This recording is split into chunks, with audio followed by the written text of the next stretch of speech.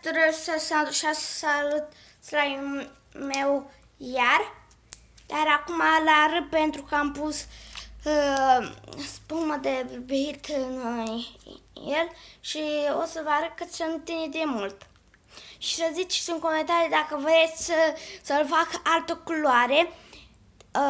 Aveți voie să alegeți din culorile astea: albastru, galben, negru sau roșu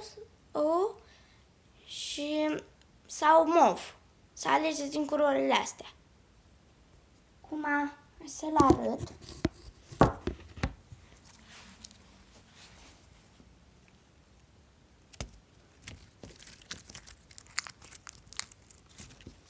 Și dacă vă place, nu uitați să apăsați butonul de like, să vă abonați la canal, să apăsați clopoțelul, să vă abonați și la acest canal dacă sunteți noi pe canal și să vă abonați și la canalul cel nou al meu, care am pus videoclipuri și pe el.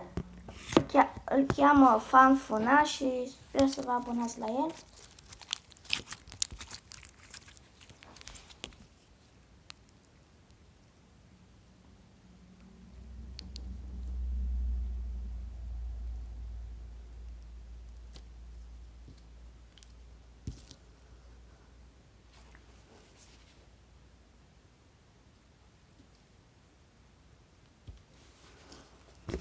Uitați, de aceea s-a întins la colțul ăsta înăuntru, la masă. Bun.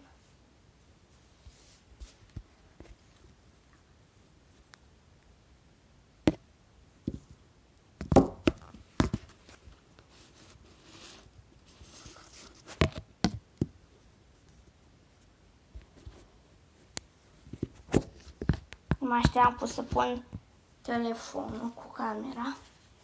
Uite. Nu știu dacă se aude, că el punește, nu știu dacă se aude în filmare.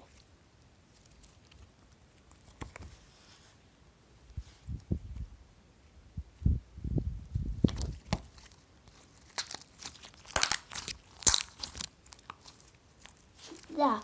Și cam atât a fost și cu acest episod de azi. Nu uitați să dați un like, să vă abonați la canal și cred că azi o să mă duc la mine pe divare să fac cu baie și cred că o să filmez când o să mă duc.